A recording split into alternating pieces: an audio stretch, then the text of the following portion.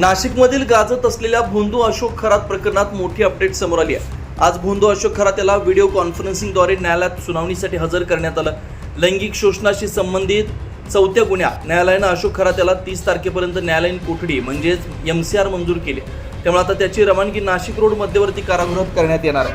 दरम्यान 5व्या गुन्ह्याच्या संदर्भात ती महत्त्वाची हालचाल सुरू झाली आहे। या गुन्ह्यात उद्या पुन्हा न्यायालयात अशोक खरात याला हजर करण्यात येणार आहे। विशेष तपास पथक म्हणजेच SIT कडून त्याचा ताबा मिळवण्यासाठी न्यायालयात अर्ज दाखल करण्यात आला आहे। उद्या होणाऱ्या सुनावणीत SIT कडून 5व्या गुन्ह्याची सविस्तर माहिती न्यायालयासमोर मांडली जाणार आहे। त्यानंतर या प्रकरणात पोलीस कोठडी मिळवण्यासाठी तपास यंत्रणांकडून जोरदार प्रयत्न केले जाण्याची शक्यता आहे। दरम्यान अशोक खरात याची कारागृहात वैद्यकीय तपासणी पार पडणार आहे। त्यानंतरच पुढील प्रक्रियेनुसार 5व्या गुन्ह्यात SITला त्याचा ताबा मिळण्याची शक्यता आहे। या संपूर्ण प्रकरणाकडे आता सर्वांचं लक्ष लागलंय। उद्याची सुनावणी अत्यंत निर्णायक ठरणार आहे। आरोपी अशोक खरात जो आहे त्याला आज माननीय कोर्टामध्ये व्हिडिओ कॉन्फरन्सिंग थ्रू त्याला हजर करण्यात आलेलं होतं आणि चौथ्या गुन्ह्यामध्ये त्याला जी पोलीस कोठडीचा हक्क अबाधित ठेवून त्याला 30 तारखेपर्यंत मॅजिस्ट्रेट कस्टडी रिमांडमध्ये घेण्यात आलेला आहे।